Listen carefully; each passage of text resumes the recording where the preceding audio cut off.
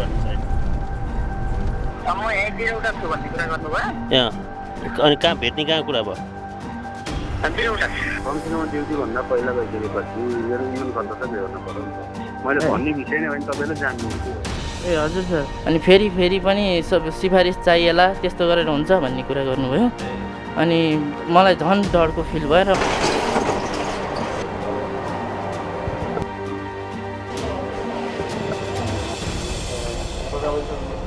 र सर सरलाई दसैँ खर्च चाहियो हो त्यस्तो होइन सर म त्यो लोभले पनि होइन किनभने अहिले सर प्रत्येक सेवाग्राहीसँग फोन गरी घुस माग्दो रहेछन् भन्ने हाम्रो आशंका छ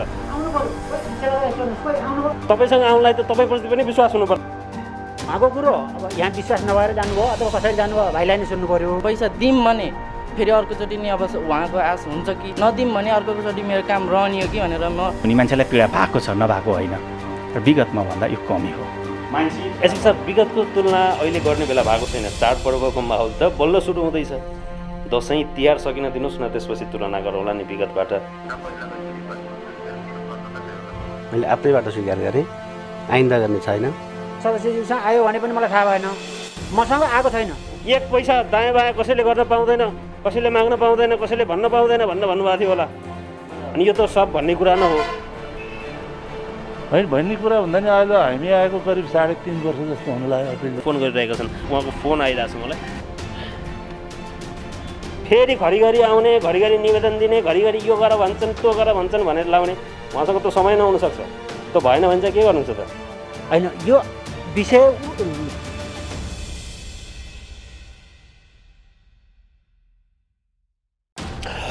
नमस्कार गण्डकी छड्केमा स्वागत छ मेरो नाम अपिल त्रिपाठी हो यो कार्यक्रम गण्डकी छड्केमा हामी वर्षैभरि भ्रष्टाचार अनियमितता बेथिति लगायतका विषयवस्तुहरूमा रिपोर्टिङ गर्दछौँ तर यो दसैँको माहौल छ दसैँको माहौलमा कम्तीमा वर्षमा एउटा एपिसोड भयो भने अलिकति सुखद खालको सकारात्मक खालको सुधार भएको विषयवस्तुमा रिपोर्टिङ गरौँ भन्ने खालको हाम्रो सोच थियो त्यही किसिमको तयारी पनि हामीले गरिरहेका थियौँ अघिल्ला वर्षहरूमा चाहिँ दसैँको माहौलमा त्यो खालको अलिअलि प्र्याक्टिस पनि हामीले गर्दै आइरहेको तर एकजना कर्मचारीले आफूसँग ठाडै घुस मागे भन्दा एकजना सेवाग्राही टुप्लुक्क हाम्रो सम्पर्कमा आइपुगे अनि गर्नुहुन्छ के यो कार्यक्रम सञ्चालनको दौरान हामीले सरकारी कर्मचारीहरूले घुस माग्ने अनेकन बहानाहरूलाई नजिकबाट देखेका छौँ ठुला ठुला भ्रष्टाचारको कुरा एकछिनलाई छोडिदिनुहोस् तेल खर्च खाना खर्च खाजा खर्च गुड फ्राइडे खर्च दारू खर्च दसैँ खर्च दसैँ खर्चको कुरा त यतिसम्म इन्ट्रेस्टिङ छ कि दसैँ आएपछि एउटा सुट एउटा च्याङ्रो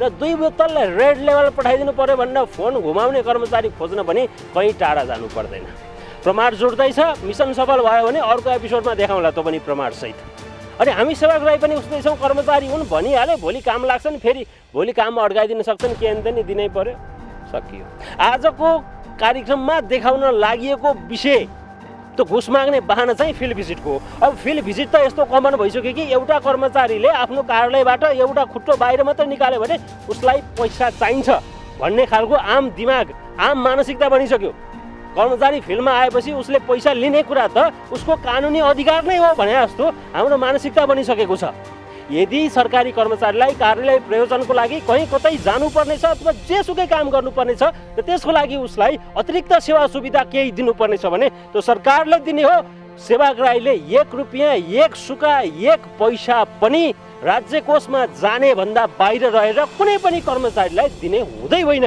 पोखरा महानगरपालिका वडा नम्बर 17 कार्यालयको एउटा विषय यहाँनिर प्रस्तुत गर्दैछौँ यो एकदमै प्रतिनिधिमूलक एउटा उदाहरणको रूपमा मात्रै हामीले प्रस्तुत गर्न लागेका हौँ यी एकजना कर्मचारीलाई हाम्रो भन्नु केही छैन प्रत्येक जसो कार्यालयमा प्रत्येक जसो कर्मचारीले दिनदिनै गर्ने रुटिनको काम हो यो यी कर्मचारीको हकमा चाहिँ सेवाग्राहीले पैसा दिन नचाहेपछि नखोजेपछि न विषयवस्तु बाहिर आयो फेरि प्रश्न आइहाल्छ देशमा भइरहेका ठुला ठुला करोडौँ अरबौँका भ्रष्टाचार चाहिँ नदेख्ने अनि सानातिना विषयहरू मात्र देखाएर बस्ने यस विषयमा हामीले पटक पटक माफी मागिसकेका छौँ आज एकपटक फेरि माफी मागौँ है त यो देशमा भइरहेका ठुला ठुला भ्रष्टाचारको तपाईँले अपेक्षा गरे अनुसार केही मान्छेहरूले अपेक्षा गरे अनुसारका पर्दाफासहरू गर्न नसकेकोमा एउटा सञ्चारकर्मीको नाताले हामी क्षमा प्रार्थी छौँ यद्यपि हामीले गरेका ठुला अनियमितताहरूको भण्डाफोडका कार्यक्रमका श्रृङ्खलाहरू हेर्न चाहनुहुन्छ भने हाम्रा अघिल्ला कार्यक्रमका श्रृङ्खलाहरू हेर्नको लागि पनि अनुरोध गर्दछु तर तपाईँहरूले अपेक्षा गरे अनुरूप प्रत्येक एपिसोडमा करोडौँका भ्रष्टाचारका, करोडौँका अनियमितताका, करोडौँका व्यथितिका पर्दाफासहरू हुन सकेका छैनन् होला।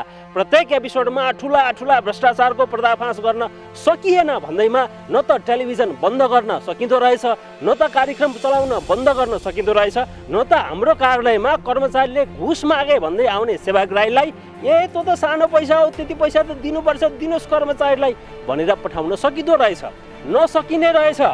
माफ गर्नुहोला। केही विद्वानहरूलाई आजको यो प्रसङ्ग पनि सानो विषय लाग्न सक्छ, तर यो एउटा यस्तो आम कमन विषय बनेको छ कि एउटा यो विषयलाई आज प्रतिनिधिमूलक हिसाबले प्रस्तुत गरेर हामी समग्र कर्मचारी र सेवाग्राहीलाई सचेत बनाउन चाहन्छौँ। पोखरा महानगरपालिका वडा नम्बर 17 को वडा कार्यालयमा भएको यो घटना, यो प्रसङ्गमा प्रवेश गर्ने अनुमति चाहन्छु। घुस केको लागि, कसरी, किन मागियो भन्ने विषय सेवाग्राहीले प्रस्तुत गर्नेछन्। त्यसपछि हामी सम्बन्धित कर्मचारीसँग पुगेर जवाफ लिनेछौँ र उनीभन्दा माथिल्लो तहका जनप्रतिनिधि लगायतका कर्मचारीहरूसँग पनि यस विषयमा गम्भीरतापूर्वक जवाफ लिनुपर्नेछ। कार्यक्रममा अर्को एउटा महत्त्वपूर्ण विषय पनि हामीसँग छँदैछ। विषयको सुरुवात चाहिँ आजलाई यहाँबाट गरौँ। जबसिन गण्डकी टेलिभिजनको कार्यालयमा एकजना महानुभाव आउनुभएको छ। पोखरा महानगरपालिका वडा नम्बर 17 को वडा कार्यालयमा एउटा कामको सिलसिलामा जाँदाखेरि, सिफारिसको कामको सिलसिलामा जाँदाखेरि त्यहाँका कर्मचारीले उहाँसँग घुस मागे। नमस्ते, स्वागत छ यहाँलाई। यहाँको नाम के हो, भएको के हो सर र भन्नुहोस् त। नमस्ते, मेरो नाम सरोज अधिकारी। अस्तिदेखि कुरा भएको थियो।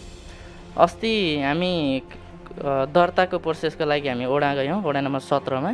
गएपछि त्यहाँ गएर सरलाई भेटियो, प्रजापति सरलाई भेटेपछि सरले चाहिँ अब त्यहाँ हाम्रो मुजुल्का प्लस त्यहाँको सिफारिसको लागि चाहिँ अब मुजुल्काको लागि फिल्ड भिजिट गर्नुपर्ने रहेछ।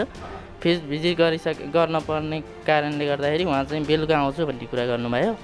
अनि बेलुका आउँछु भन्ने कुरा गरेपछि हुन्छ ठिक छ भनेर हामी त्यहाँबाट फर्कियो। अस्ति सर कति बेला आउनुहुन्छ भनेको, अहिले आउन भ्याइन, म भोलि बिहान आउँछु भन्ने कुरा गर्नुभयो। भोलि बिहान सर आउनुभयो 9:30 बजेतिर।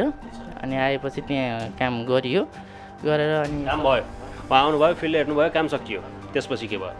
सकिएपछि बेलुका 6:30 बजे उहाँले मलाई फोन गर्नुभयो, जुन प्रजापति सरले फोन गरेर चाहिँ। उहाँ आफैले फोन गर्नुभयो कि तपाईँले गर्नुभयो? उहाँ सरले नै फोन गर्नुभयो। उहाँ सरले फोन गरेपछि के हो काम गरेर भाग्ने भन्ने कुरा गर्नुभयो। मलाई अलि डरको महसुस पनि भयो, प्लस अलि कस्तो फिल पनि भयो। भएपछि के थियो र सर, के भयो भन्ने कुरा गर्नुभयो। गरेपछि त्यो बुझ्नुपर्ने कुरा हो नि, अब कार्यालय समयभन्दा अरू समयमा आइसके पछाडि अब त्यो सोध्नुपर्ने कुरै होइन नि, मैले त्यति दुःख गरिसकेपछि भन्ने कुरा गर्नुभयो। अनि फेरि पनि सिफारिस चाहिएला, त्यस्तो गरेर हुन्छ भन्ने कुरा गर्नुभयो। अनि मलाई झन् डरको फिल भयो र मैले कल रेकर्ड गरेँ, फुल रेकर्ड गर्न पाइनँ। त्यो कल रेकर्ड पनि छ तपाईँसँग? त्यहाँबाट मात्रै मसँग कल रेकर्ड छ। भन्नाले तपाईँलाई चाहिँ फेरि पनि काम गर्नुपर्छ, फेरि काम गर्नु पर्दैन भन्ने हिसाबले धम्क्याउने शैलीमा पनि प्रस्तुत हुनुभयो उहाँ? मलाई त्यस्तै धम्की महसुस भयो। भइसकेपछि यो चाहिँ रेकर्ड गर्नुपर्छ भन्ने आवश्यक सोचेर मैले त्यहाँबाट रेकर्ड गरेँ। अमाउन्ट चाहिँ खुलाउनु भएन, फेरि सिफारिस चाहिएला भन्ने कुरा गरेपछि त मलाई झन् डर फिल भयो। किनभने म त आफैले गर्नुभयो भने एकदम आफैले गर्नुभयो। हजुर 6:30 बजे, 6:35 त्यसपछि बल्ल तपाईँले रेकर्ड गर्न थाल्नुभयो? त्योभन्दा अगाडि फोन रेकर्ड छैन? छैन सर। यो भएको जति रेकर्ड छ त्यो थोरै सुनिहालौँ यहाँ। प्रजापति होइन, थर थाहा छ? थर थाहा छैन? हजुर, कमसेकम ड्युटी भन्दा पहिला गइसकेपछि मेरो युनियन खर्च त हेर्नु पर्यो नि त। मैले भन्ने विषय नै होइन, तपाईँले जान्नु। ए हजुर सर। त्यसपछि के भयो? यो चाहिँ हिजोको कुरा थियो। अनि आज मैले फोन गरेँ। आज फोन गरेर अब बाबासँग सल्लाह भएर अब लिएर जानु पर्यो, सरलाई भेट्नु पर्यो भन्ने कुरा गरेर। तपाईँलाई चाहिँ के दिनै पर्छ भन्ने लागेर फोन गर्नुभयो कि के भएर फोन गर्नुभयो आज चाहिँ? मलाई चाहिँ दिनपर्छ जस्तो पनि लाग्यो र दिन पर्दैन जस्तो नि लाग्यो। त्यही कन्फ्युजले कारणले गर्दा तपाईँसँग आएको हो। खासमा अब दियो भने फेरि पनि त्यो धन्दा चल्ने भयो, दिएन भने मेरै काम अर्कोचोटि रोकिनु भयो। म जस्तो युवाले अथवा म जस्तो किसानको एउटा यङ छोराले केही नोटिस दिनुपर्छ भन्ने हेतुले ठिक छ। आज फोन गर्दाखेरि चाहिँ आजको रेकर्ड छ तपाईँसँग? आज चाहिँ के भन्नुभएको छ उहाँले? त्यो मैले भन्ने होइन नि त, तपाईँले आफैले बुझेर दिनु नि भन्ने कुरा गर्नु। मैले अनि कहाँ भेटौँ भन्दाखेरि यहीँ छु, म वडामै छु, वडाको तल छु, यहीँ आउनु भन्ने कुरा गर्नुभयो। वडामै पैसा लिएर वडामै आउनुहोस् भन्ने खालको आशय व्यक्त गर्नु? हजुर हजुर, एकदम हो। अनि अहिले म निस्किन लागेको घरबाट, कहाँ भेटौँ सर हजुरलाई?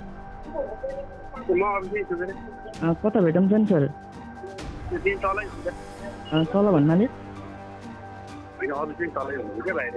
ए, यो फोन गरिसके पछाडि तपाईँ हाम्रो सम्पर्कमा आउनुभयो, हाम्रो कार्यालयमा आउनु? हजुर हो। तपाईँलाई वडा कार्यालय जाउँ जस्तो लागेन? सिधै? होइन, मैले यो नोटिस चाहिँ मिडियामा दिनुपर्छ जस्तो लाग्यो। त्यस्तो नसोच्थेँ अथवा म एउटा जिम्मेवार व्यक्तिले त्यो गर्न पर्दैन जस्तो लाग्थ्यो भने म त्यता जान्थेँ होला। यस तपाईँ पैसा दिने पक्षमा हुनुहुन्न, त्यसै कारणले गर्दाखेरि चाहिँ मानिसहरूलाई अवेर गराउनको लागि, सचेत बनाउनको लागि पनि तपाईँ हाम्रो कार्यालयमा आउनुभयो। एकदम। उहाँसहित सेवक राईसहित हामी पोखरा महानगरपालिका वार्ड नम्बर 17 को कार्यालयमा जानेछौँ। त्यहाँका वडाध्यक्ष, त्यहाँका सचिवसहित ती प्रजापति नाम गरेका कर्मचारीसँग यस विषयमा गम्भीरतापूर्वक जवाफ लिनुपर्नेछ। बहाना जेसुकै बनाउन्, कारण जेसुकै देखाउन्, कुनै पनि कर्मचारीले लाग्ने दस्तुरभन्दा, राज्य कोषमा दाखिला गर्ने दस्तुरभन्दा, रसिद काटिने दस्तुरभन्दा 1 रुपियाँ पनि बढीको माग गर्दछन् र 1 रुपियाँ पनि बढी लिन्छन् भने त्यो भ्रष्टाचार हो, त्यो घुस हो। पोखरा महानगरपालिका वार्ड नम्बर 17 मा लिएर अब हामी तपाईँलाई लिएर जाँदैछौँ। उहाँ सेवक राईसहित हाम्रो टिम अब पोखरा 17 मा जान्छ वडा कार्यालयमा।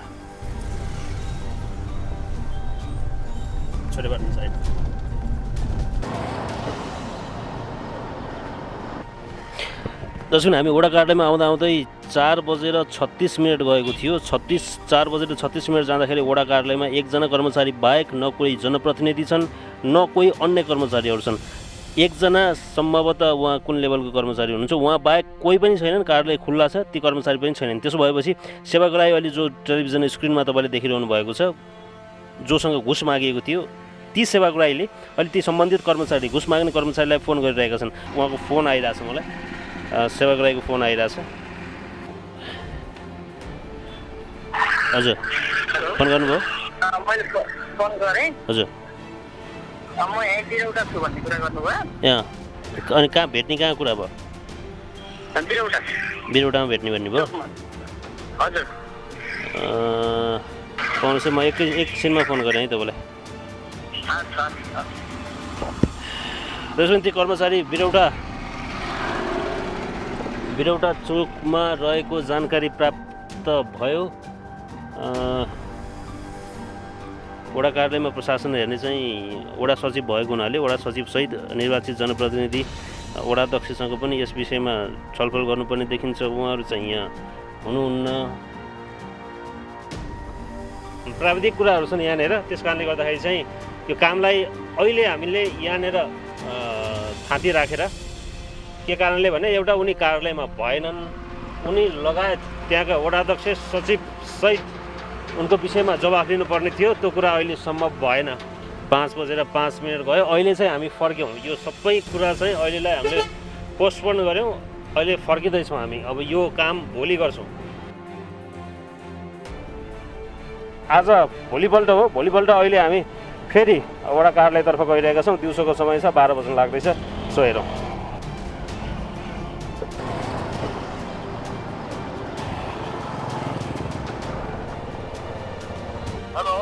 हजुरज्यू नमस्ते। नमस्कार।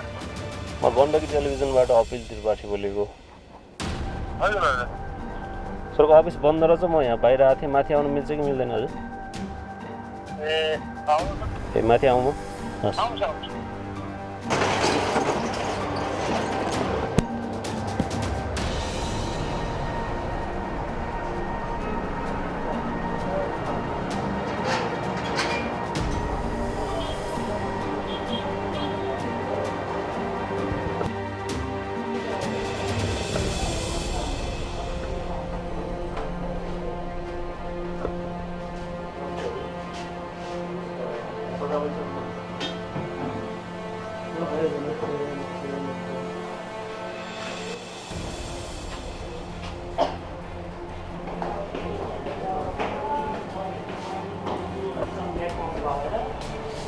हजुरको वडा कार्यालयबाट सेवा लिनु भएको चाहिँ सेवक राई हुनुहुन्छ, सरोजजी 14 मा। हजुर, सचिवजी हुनुहुन्छ नि, बोलाउनु सचिवजीलाई पनि। नमस्ते हजुर। सरको शुभ नाम के हो सर? बाहिर ल्याउँदाखेरि यो विषयमा तपाईँलाई केही कुरा भन्नु छ भने तपाईँले कुरा राख्नुहोस्। अब क्यामेरामै अन भएर कुरा राख्नुहोस् होइन, अथवा भन्नु छैन यसमा म बोल्दिनँ भन्नु पनि पाउनुहुन्छ। तपाईँमाथि पनि अन्याय हुनु भएन नि त। पोखरा महानगरपालिका वार्ड नम्बर 17 को वडा कार्यालयमा हामी आइपुगेका छौँ। वडाध्यक्ष ज्यू यहाँनिर उपस्थित हुनुहुन्छ, वडा सचिव पनि यहाँ उपस्थित हुनुहुन्छ, यता सेवक राई समेत हुनुहुन्छ। अनि जो प्रजापति सरको पुरा नाम के हो? बराल प्रजापति बराल नाम गरेका कर्मचारी जो विभिन्न बाहना बनाएर सेवाग्राहीसँग घुस मागिरहेको भनेर हामीले भनिरहेका छौँ। घुसको माग गरेको र त्यसको लागि विभिन्न बाहना बनाएको भनेर हामीले भनिरहेका छौँ। उहाँ हुनुहुन्छ। अब उहाँबाटै कुरा सुरुवात गरौँ। प्रजापति सर, तपाईँ उहाँको फिल्ड हेर्न जानुभयो? सिको एकदम कुरो सत्य हो सर। जानुभयो, घुस माग्नुभयो? बिहान 12-1 बजीतिर उहाँहरू निवेदन लिएर आउनुभयो, अझै गइदिनु सर भन्नुभयो। म अहिले त भ्याउनु सर, सेवाग्राही बिगाहरू छ, अब म घर जाने बेला फर्केँ भने भरे भ्याउँला, नभए भोलि अफिस टाइममा म आउँदाखेरि गरौँला भनेर मैले भने हुन्छ त नि भनियो। अनि बेलुका नि फोन गर्नुभयो, बाबु अहिले मैले भ्याइनँ, म भोलि आउँदा त नि भन्नुभयो। फेरि बिहान पनि फोन गर्नुभयो, सर अहिले आइदिनु भए हुन्थ्यो भन्नुभयो। म बिहानै आएँ, 9:15 बजी आएँ। 9:15 बजी आएपछि मुजुल गरेर म फर्केर घर गएँ। घर गएपछि म आफ्नो खाना खाएँ, आएँ। आइसकेपछि अनि त्यस्तै कुरा भयो। अब यसो फिल्डमा हिँड्दा बिहान भन्नु सेवा आफ्नो अफिस टाइमभन्दा बाहिर हिँड्दा यसो इन्धन खर्च दिन्थेँ के अरे, मैले बोलेको त्यही हो। पहिला दिन्थे, होइन कसैले मन लागेर दिन्थेँ, होइन मागेको पनि होइन, दिन्थेँ के अरे, त्यति हो मैले भनेको कुरा, अरू केही नै होइन। माग्नु भएको हो कि होइन? होइन, त्यसलाई मागेको भनौँ भने मागेकै भनौँ सर। कार्यालयभन्दा बाहिरको काम हो त्यो?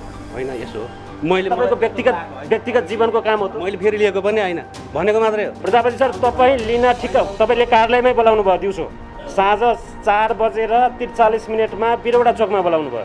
बिरौडा चोकमा छु भन्नुभयो हो, किन गर्नुभयो भने अरू पनि सिफारिस चाहिएलान् भनेर धम्की दिनुभएको छ तपाईँले। मलाई थाहा छैन सर, होइन। अब म किन भन्दा अहिले चाहिँ अब म 28-29 वर्ष जाहेर खाएँ, कहीँ पनि यस्तो कुरो सुनिएको थिएन। मैले कसैले पैसा लियो भन्ने चाहिँ अब ममाथि यस्तो आएको थिएन, किन भन्दा कसैसँग मागेर मैले अहिलेसम्म रुपियाँ पनि लिएको पनि छैन। यो मागेको होइन, अब त्यो मैले मागेको होइन। त्यही हो ल भएको, ल भन्नुहोस् त, सेवाग्राही यहाँ हुनुहुन्छ, त्यही हो भएको होइन, काम गर्नु हो, गरेर उहाँ गरेर आएपछि दिउँसो बाबा मात्रै फोन सुन्नुहोस्, एउटा कुरा यहाँ पस्नुहोस्, एकछिन रोकेँ मैले। फोन तपाईँले बेलुका किन गर्नुभयो उहाँलाई? ल पहिलो कुरा यहाँ भन्नुहोस्। बाबु काम भयो कि भन्नु, काम भयो सर भन्नु, ल बधाई छ, ठिक भयो भने मैले जाने बेला त आइबिट नम्बर चढेन भने फेरि उहाँ गएर फर्किनु पर्छ भन्नु त्यति हो। अब म कुनै काम त तपाईँले सकेरै आउनुभयो नि त, बेलुका फोन गरेर, अनि काम सक्ने खुत्ता हिँड्ने भाइ काम सकेर खुत्त भाग्ने भन्ने कुरा गर्नुभयो। अनि किन सर बाबा मात्रै आउनुभएको थियो, म आएको थिइनँ, के हेर्न परेन नि त, आफैले बुझ्ने कुरा हो नि, मैले भनिरहनु पर्ने कुरै होइन।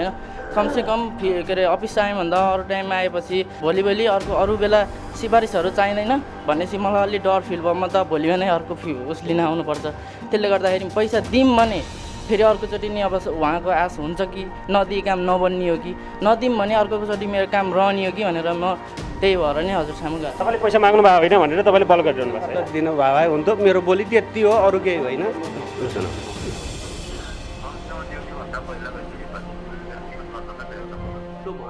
यो मागेको ड्युटी आवर्सभन्दा म अघि पछि, किन भन्दा म सचिव सर, यहाँ यो ड्युटी आवर उहाँको हो कि होइन सर? तपाईँले भन्नुहोस् त, यो ड्युटी आवर हो उहाँको कि उहाँले व्यक्तिगत काम गर्नुभयो कि लिनै पर्ने थियो? त्यो के खर्च हो? अफिसकै अब कागजै त मलाई सबै कन्ठ हुने कुरो भएन होइन।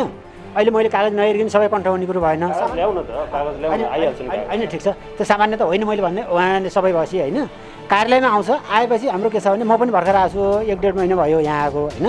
मैले उहाँ अलिकति अनुभवी पनि, पूर्व सचिव पनि हो यहाँको, अहिले सरुवा भएर आए पनि यहाँको वडा सचिव पनि भएको हैसियतमा सिनियर, अब सबै थोक जान्नुभएको पनि छ। प्रजापति भन्नु उहाँलाई नै जिम्मा लगाउने गरेको छु होइन। हो, लोड बढी हुन्छ नै, जति सेवादारी आउँछ त्यति रहन्छ। उहाँको अरू काम छोडिदिनु न, त्यो व्यक्तिगत काम होइन, अफिसियल काम हो। त्यो उहाँले खर्च लिनुपर्ने हो? खर्च लिनुपर्ने होइन नि, किन खर्च लिनुपर्ने होइन?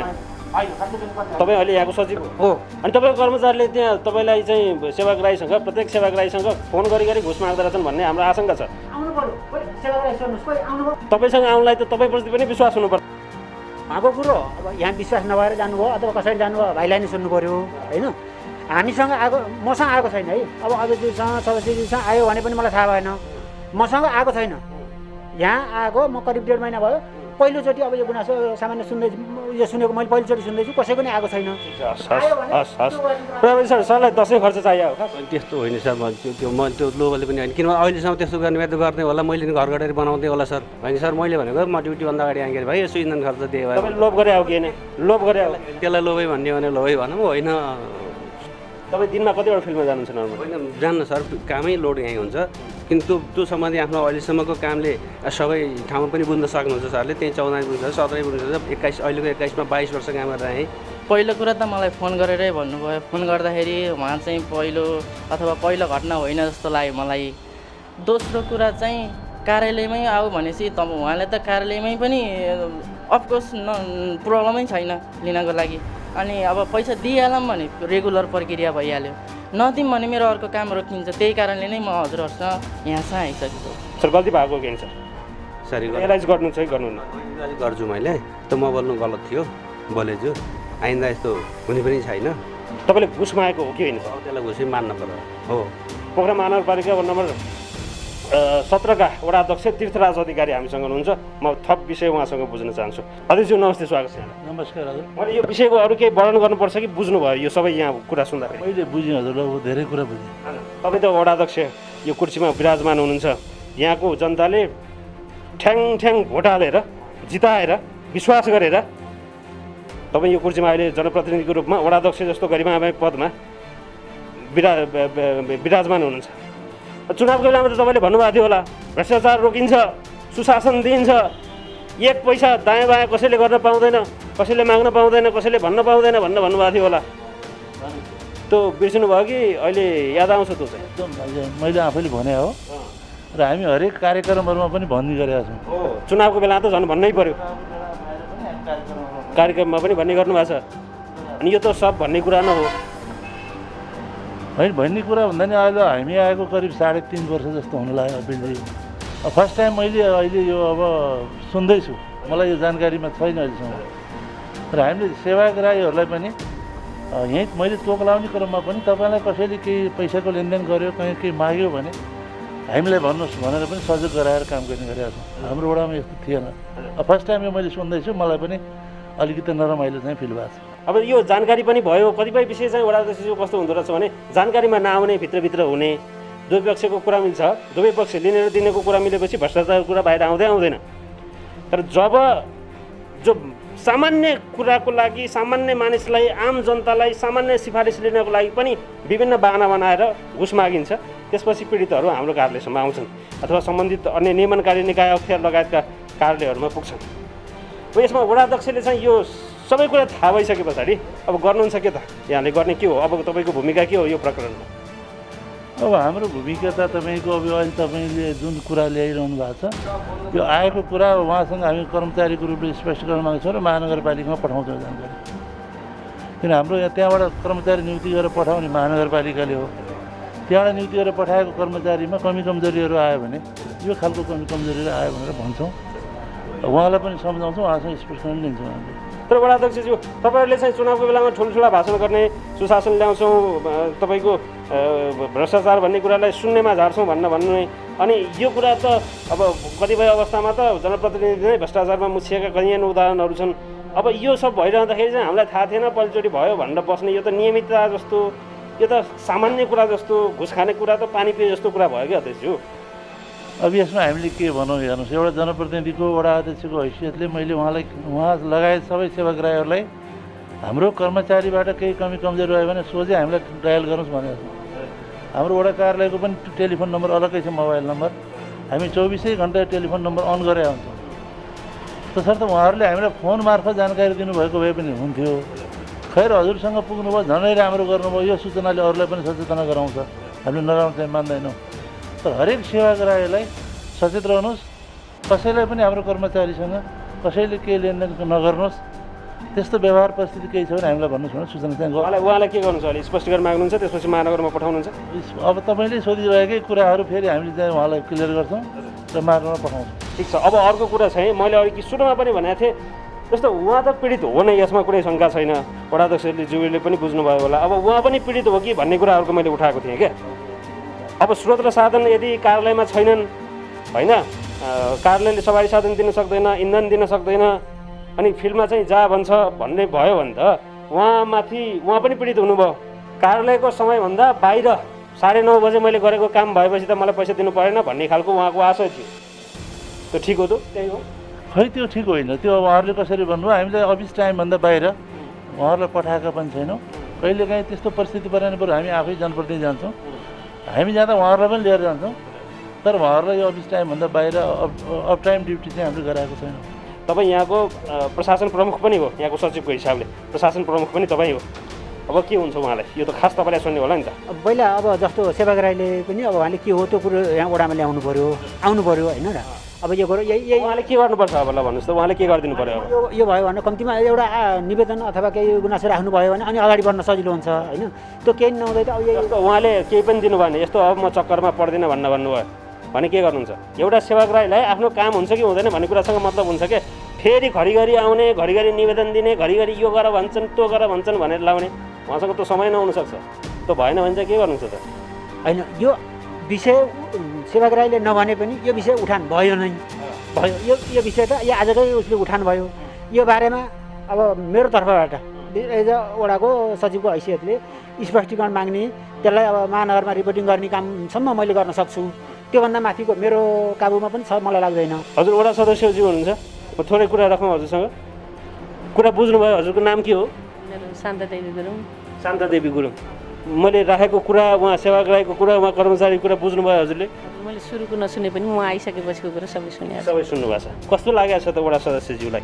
मलाई एकदमै नराम्रो नमिठो फिल भयो किन नि त्यस्तो लागेको किनभने हजुरले अध्यक्षज्यूलाई प्रश्न राखे अघिरै भनिसक्नु भएको छ कि चुनावमा हिँड्दा भोट माग्दाखेरि भ्रष्टाचार रहित बनाउँछु भनेर त भन्नुभयो होला नि भनेर भन्नुभयो नि त्यो त आखिर कुरो त एउटै हो त्यसकारण यहाँ अहिलेसम्म अध्यक्षज्यूले भनिसक्नुभयो 3.5 वर्ष भइसक्यो हामी यहाँ आएर र यो पहिलोचोटि यो घटना सुनिँदैछ अहिले आएर यो सुन्दाखेरि त यो त धेरैभन्दा धेरै दुःख लाग्यो तथापि सर अन्तिममा चाहिँ यो विषयमा अब मैले तपाईँलाई सोध्नुपर्ने कुरा त सबै सोधेँ तपाईँले पनि धेरै कुरा राखिसक्नु भएको छ अन्तिममा फेरि मैले यो कुरा छुटेको छ यो कुरा मलाई स्पष्ट पार्न दिइएन मलाई आरोप लाग्यो तर मलाई चाहिँ प्रष्टीकरणको लागि मौका दिएन भन्ने खालको केही कुरा छ भने कृपया छोटोमा राख्नुहोस् है नडब्ल्याइकन सर मेरो त्यस्तो गुनासो केही छैन अब किन भन्दा म अघि नै भने मेरो होला कहिले काहीँ बोली फुत्कियो होला नियत होस् मैले त्यो नियत राखेर काम गरेको भए अब अर्कै कुरा हुन्थ्यो होला अब किन नियतै राखेर काम गरेको भाइले पटक पटक फोन गर्दा म कुरेर पनि बस्थेँ होला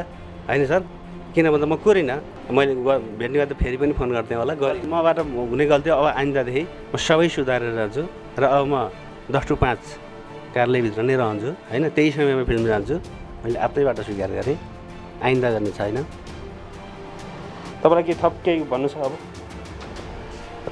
खासै छैन सर अब त्यही हो मैले एउटा सोच त दिने पनि बनाएको थिएँ त्यही अब सरको अलिकति धम्कीको शैली र फेरि अरू काम म त फर्म छ नर्मल किसानको छोरा हो सर अहिले भर्खरै नै फेरि सिफारिसको लागि आउनुपर्छ भोलि पनि आउनुपर्छ मलाई यहाँभन्दा अगाडि पनि नर्मल सिफारिसको लागि के अरे सबै प्रक्रिया पुगेर ल्यायो नि सानो एउटा जहाँसम्म कि टोल सुधारको समितिले नि हेर्नुपर्छ त्यहाँ वरिपरिका छिमेकीले नि हो भनिदिनुपर्छ जस्तो जुन काम गरेको कुरा मात्रै अरू मुजुल्काको कुरा त त्यो कानुनी प्रक्रिया भयो कागजातमा पुरा पनि छ त्यस्तो समस्या पनि भइरहेको पहिलादेखि त समस्यामा पर्दै आएको हुनाले अहिले चाहिँ अलिकति अलि गाह्रै भएर चाहिँ म हजुर चाहिँ गुनासो गर्ने सेवाग्राही यहाँ आएर अघिल्लो दिन रातो पिरो भएर जानुहुन्छ यो कागज लिएर आउनुहोस् भन्दा भोलिपल्ट कन्भिन्स हुनुहुन्छ हुनुभएको छ है त्यो हुँदैन दर्शक म फेरि पनि भन्छु यहाँ यो एउटा प्रतिनिधिमूलक उदाहरण मात्र हो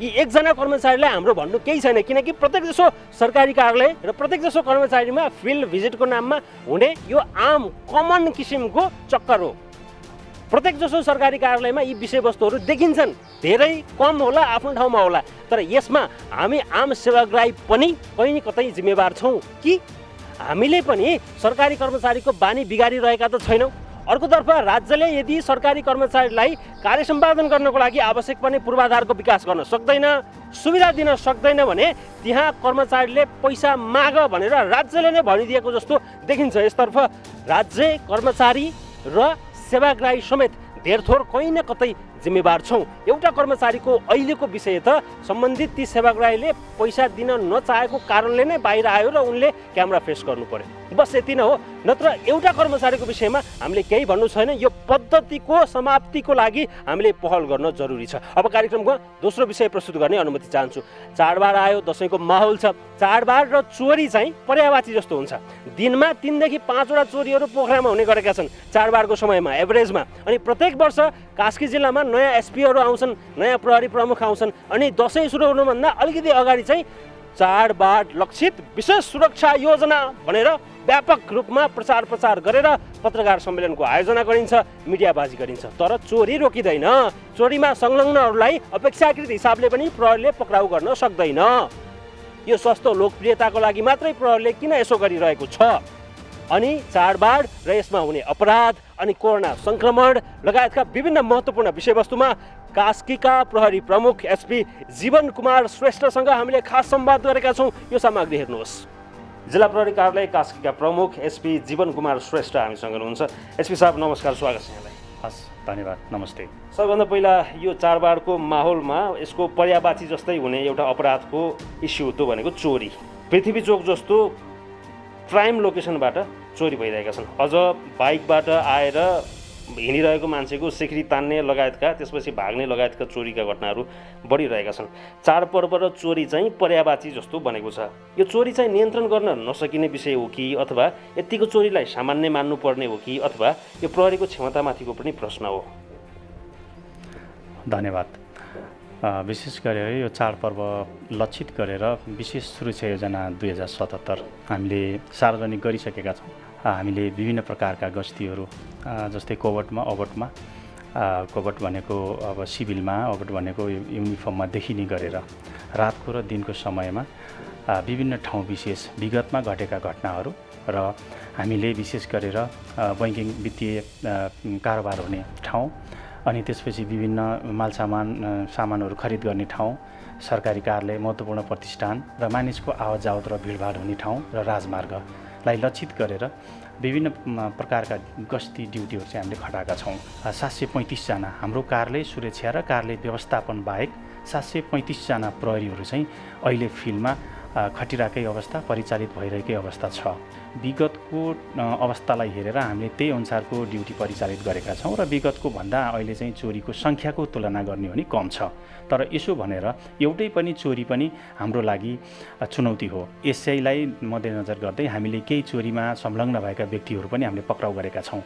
अहिले नै तत्काल हिरासतकै कुरा गर्नुपर्दा इलाका प्रहरी कार्यालय सिसुवामा 5 जना व्यक्ति चोरीकै केसमा पक्राउ परेर भर्खरै 5-6 दिन जति भयो त्यहाँ राखिएको छ। हामीले बगर एरियामा 2 जना चोरीमा संलग्न व्यक्तिलाई त्यहाँ राखेका छौँ। आजै मात्रै होइन, हिजो मात्रै हामीले बैदाम एरियामा चोरीमा संलग्न व्यक्तिलाई पक्राउ गरेर हामीले आवश्यक अनुसन्धानको दायरामा ल्याइसकेको अवस्था छ। तपाईँले जतिवटा इक्जाम्पल दिनुभयो विभिन्न प्रहरी कार्यालयहरूमा हिरासतमा रहेका, अनुसन्धानको क्रममा रहेका चोरीका आरोपीहरूलाई, त्यो भनेको चोरीको जनसङ्ख्या छ त्यसको अनुपातमा कति हो? 50% भन्दा बढी हो कि होइन त? हामी त दिनमा 3 देखि 5 वटा चोरी पोखरामा हुन्छन्, कास्कीमा हुन्छन् भन्ने कुरा सुन्छौँ। सबै अपराधहरूमा प्रहरीको प्रयास हुन्छ अनुसन्धान गरेर अपराधी पत्ता लगाउने, दोषी पत्ता लगाउने, तर कुनैमा पत्ता लाग्छ, कुनैमा लाग्दैन। तर पोखराको हकमा अहिले जुन वर्तमानको कुरा गर्नुपर्दा धेरैजसो चोरीमा संलग्न व्यक्तिहरू पत्ता लागेको छ। किन भन्दा ती व्यक्तिहरूले आफ्नो कबुल गरेको छ कि एक ठाउँमा मात्रै होइन 3-4 ठाउँमा समेत चोरी गरेको भनेर कबुल गरेको अवस्था छ र हामीले भेरिफाई गर्दा त्यो हो पनि, मिलेको पनि छ। त्यत्रो योजना बनाएर एउटा विशेष टिम परिचालन भएको छ, त्यत्रा प्रहरी कर्मचारी परिचालित छन्, चाडपर्वलाई नै लक्षित गरेर त्यसरी सुरक्षा योजना बनाइएको छ। तर यो कुरा चाहिँ पोखरेलीहरूको लागि सुनिरहँदाखेरि नौलो विषय होइन। हरेक वर्ष जस्तो यहाँ नयाँ एसपी साहबहरू आउनुहुन्छ, चाडबाडको बेला हुन्छ, त्यसपछि सार्वजनिक हिसाबमा मिडियामा समाचार सम्प्रेषण गर्ने नै हिसाबले आफैले समाचार सम्प्रेषण गर्नको लागि अनुरोध गर्दै हामीले चाडबाड लक्षित विशेष सुरक्षा योजना बनाएका छौँ भनेर बताउने गर्नुहुन्छ। तर चोरी रोकिँदैन। प्रहरीले आफ्नो सफलताको मानक घटना घटेर पक्राउ परेका व्यक्तिहरूलाई कानुनी कठघरामा उभ्याएर त्यसको सफलताको मानक ठान्दछ कि घटना हुन नदिनको लागि गरेका प्रयत्नहरूलाई ठान्दछ? तपाईँले मापनको कुरा गर्नुभयो। सबैभन्दा ठुलो राम्रो कुरो भनेको प्रोएक्टिभ पुलिसिङ हो हामी जुन गरिरहेछौँ। तर यसको मापन कसरी हुने त? होइन, तपाईँले मापन गर्दा चोरी भइसकेपछि 5 वटा चोरी भयो एकछिनलाई मानौँ र 5 वटै केसमा चोर पत्ता लाग्यो भनेपछि तपाईँले यो सबै पत्ता लाग्यो भन्ने एउटा मापन गर्नु होला।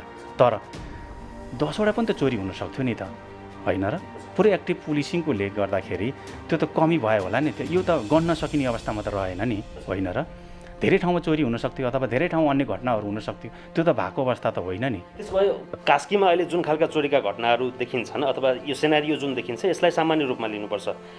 यसलाई मापन गर्दाखेरि यो सामान्य अवस्था हो, यो खालको पपुलेसन भएको जिल्लामा यो खालको जनजीवन भएको अथवा जनजीवनले बढी प्रभाव पार्दछ होला, यो खालको आयका स्रोत भएका मानिसहरू भएको जिल्लामा जति चोरीका घटनाहरू भएका छन् र यहाँको पुलिसिङ जसरी भइरहेको छ यो चाहिँ सामान्य अवस्था हो त?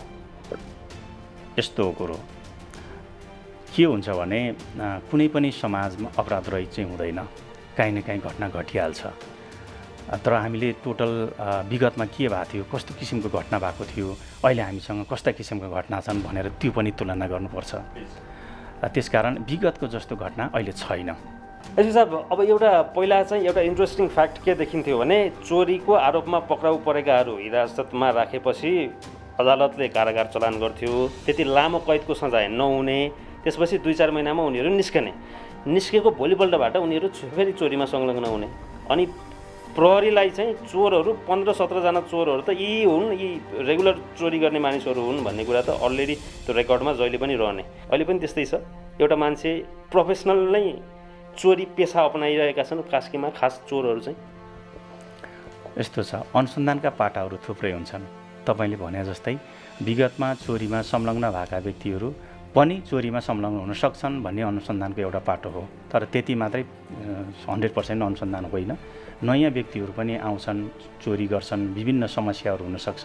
पटक्कै पनि आइराखेका छन् चोरीमा संलग्न भएका मान्छे पक्राउ परेर, र पहिलोचोटि पनि पक्राउ परेर पनि आइराखेको अवस्थाको कारणबाट सबै नै पुरानै चोरहरू भन्न सक्ने अवस्था पनि छैन। कास्कीमा एउटा गिरोह छ, मोटरसाइकलमा 2 जना लगायत एउटा मोटरसाइकलमा 2 जना बस्ने, बाटोमा हिँड्दै दिनदाडै उनीहरूले चोरी गर्छन्। त्यो गिरोह पक्राउ परेको छैन भन्ने मैले सुनेको छु, यो सत्य हो? यस्तो छ, मलाई भन्न अप्ठ्यारो लाग्दैन, किन भन्दा त्यो हाम्रो जिम्मेवारीभित्रको कुरा हो। किन भन्दा 2 ठाउँमा स्न्याचिङको घटना भएको छ। त्यो चाहिँ हामीले केही हुलिया, केही मोटरसाइकलको रङरूप फेला पारिसकेको अवस्था छ। धेरै दिन नटिक्ला, त्यो हाम्रो हातमा पर्छ। यसको अर्थ पक्कै पनि चोरी हुने मान्छेलाई पीडा भएको छ, नभएको होइन। विगतमा भन्दा यो कमी हो। एसपी साहब, विगतको तुलना अहिले गर्ने बेला भएको छैन। चाडपर्वको माहौल त बल्ल सुरु हुँदैछ। दसैँ तिहार सकिन दिनुहोस् न, त्यसपछि तुलना गरौँला नि विगतबाट भन्दा बढी हो कि कम हो भन्ने कुरा। तपाईँले भनेको पनि जायज छ, तर मैले तुलना गर्ने भनेको आज भोलि फुलपाती होइन, आज षष्ठी हो, मैले षष्ठीसम्मकै तुलना गरेको हो। त्यसपछिका दिनहरूमा फेरि तुलना भइहाल्छ। हस्, तपाईँलाई कोभिडले पनि अलिकति सुविधा दिएको छ, त्यसको पनि तपाईँले स्वाभाविक हिसाबले उपभोग गर्नुहुन्छ। आफ्नो सफलताको कहीँ त बयान गर्नुपर्ने अवस्था आएछ, अथवा त्यो खालको प्लेटफर्म सृजना भएछ भने। एसपी साहब, अब यो चाडबाडको बेलामा सवारी साधनहरूको चाप अब घर जाने आउने हुँदाखेरि अलिकति बढ्न पनि सक्छ। चाडबाड भनेपछि रमाइलो गर्ने, जुवा तास खेल्ने, मादक पदार्थ सेवन गर्ने लगायतका घटनाहरू बढ्छन्। अहिलेको समस्या अर्को के देखियो भने कास्की प्रहरीमा कोरोना सङ्क्रमण भत्तै बढ्यो भन्ने कुरा बाहिर पब्लिकमा छ। अब कति बढ्या छ भन्ने कुरा त एसपी साहबले भन्नुहोला। तर ट्राफिक प्रहरीमा चाहिँ धेरै ट्राफिक प्रहरीहरू अहिले आइसोलेसनमा छन्, उनीहरू सङ्क्रमणको बाँकी रहेका पनि सङ्क्रमणको जोखिममा छन्। अब ट्राफिक प्रहरीसँग नजिकै पर्नुहुन्न भन्ने खालको सवारी चालकहरूको मानसिकता बन्न थालेको छ। हामीसँग सीमित ट्राफिक प्रहरी थियो, र त्यही सीमित ट्राफिक प्रहरीलाई नि केहीलाई, सबैलाई होइन, केहीलाई कोरोना पोजिटिभ लागेर उहाँहरू आइसोलेसनमा हुनुहुन्छ। तर त्यसो भन्दैमा हामीले फिल्ड छोड्ने, हामीले सवारी अस्तव्यस्त हुन दिने गरेर त्यसरी गरेका छैनौँ।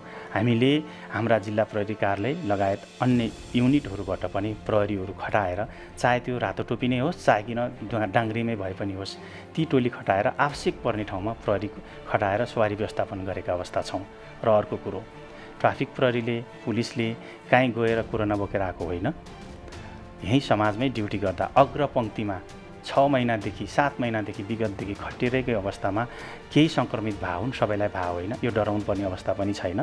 अब यससँग मेरो अन्तिम प्रश्न के छ भने जुवा तास जो कानुनले वर्जित गरेका क्रियाकलापहरू छन् त्यसलाई निस्तेज गर्ने अथवा त्यसमा संलग्न रहेकाहरूलाई आवश्यक कानुनी कारबाही गर्ने प्रहरीको दायित्व हो, जिम्मेवारी हो। अब यो चाडबाडको बेलामा धेरै गुनासाहरू अघिल्लो वर्षको एक्सपिरियन्सले, हाम्रो जर्नालिजमको एक्सपिरियन्सले के देखिन्छ भने प्रहरीले चाहिँ सामान्य जुवारीहरू पक्राउ गर्दाखेरि ठुलो उपलब्धि भएको जस्तो गरेर प्रचार गरेको देखिन्छ।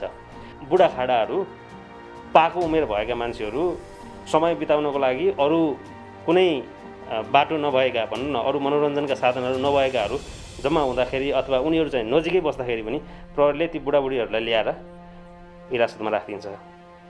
कानुनको पालना गराउनु प्रहरीको कर्तव्य हो भनेर तपाईँले भन्न सक्नुहुन्छ। त्यसपछि हाम्रो अर्को क्वेसन त हुँदैन, आसपासमा बसेर हेरेकाहरूलाई समेत प्रहरीले छोड्दैन।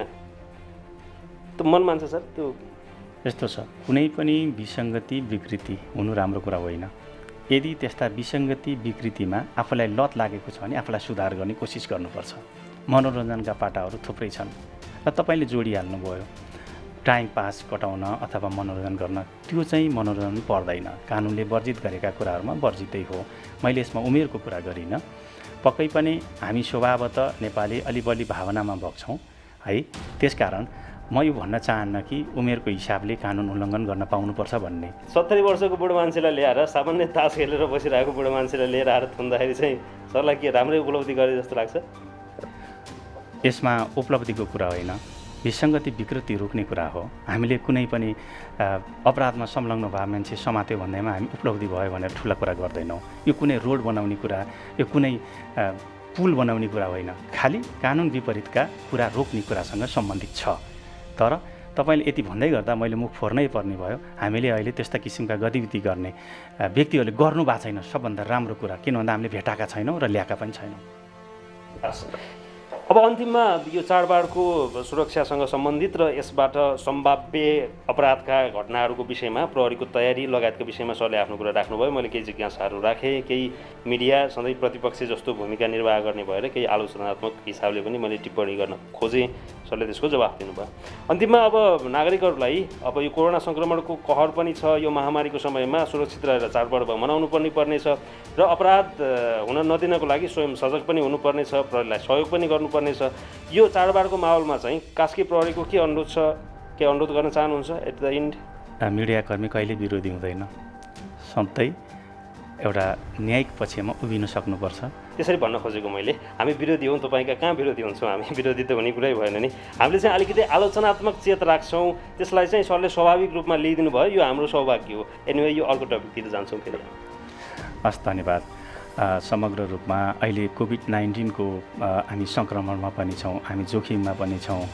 हाम्रै पोखरामा पनि धेरै रोगहरू लागेको व्यक्तिको PCR टेस्ट गर्दा पोजिटिभ आइसकेको अवस्था छ र केही व्यक्तिले मृत्युवरण पनि गरेको छ। पक्कै पनि हाम्रा घर दैलोमा हाम्रा घरैभित्र दसैँ भित्रिसकेको अवस्था छ र अब दसैँ पछाडि तिहार, छठ, नेपाल सम्वत जस्ता महत्त्वपूर्ण नेपालीका चाडपर्वहरू आउँदैछन्। तर यो अवस्था विगतका अवस्था जस्तो छैन।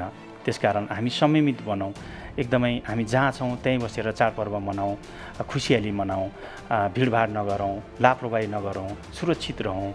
र अर्को कुरो, चाडपर्व मनाउने नाममा विसङ्गति जस्तो मादक पदार्थ सेवन गर्ने, हल्ला गर्ने, झैझगडा गर्ने, मादक पदार्थ सेवन गरी गाडी चलाउने, एक्सिडेन्ट गर्ने यस्ता दुःखदायी घटना हुनबाट चाहिँ पहिल्यैदेखि सजग रहौँ, सचेत रहौँ र आफ्ना कहीँ घर छोडेर जानुपर्दा राम्रोसँग घरको ताजा चाबी लगाउने, आफ्ना सम्पत्तिहरू सुरक्षित ठाउँमा लगेर पहिल्यै राख्ने, अथवा शङ्कास्पद गतिविधि देखियो भने प्रहरीलाई समयमै सयमा खबर गर्नुभयो भने पक्कै पनि हुनसक्ने अपराध रोकिने र भइसकेको अपराध चाहिँ अनुसन्धान गरेर दोषीलाई पत्ता लगाएर कानुनी कठघरामा उभ्याउन चाहिँ हामी सक्षम हुन्छौँ।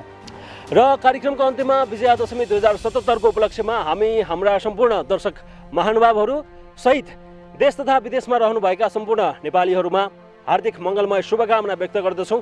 यो पालिको चाडबाडको माहौलमा कोरोना सङ्क्रमणको महामारीको सन्तास पनि छ, तसर्थ स्वास्थ्य मापदण्डहरूलाई अत्यन्त ख्याल गर्नुहोला, सुरक्षित रहेर चाडबाड मनाउनुहोला र जहाँ हुनुहुन्छ त्यहीँ रहेर चाडपर्व मनाउने कोसिस गर्नुहोला। मुख्य कुरा सुरक्षित रहनुहोला। गण्डकी छड्के आजको लागि यति नै। अबको हाम्रो अर्को हप्ताको कार्यक्रम हेर्न नभुल्नुहोला। गण्डकी टेलिभिजन हेर्दै गर्नुहोस्। म लगायत सम्पूर्ण टिमलाई बिदा दिनुहोस्। नमस्कार।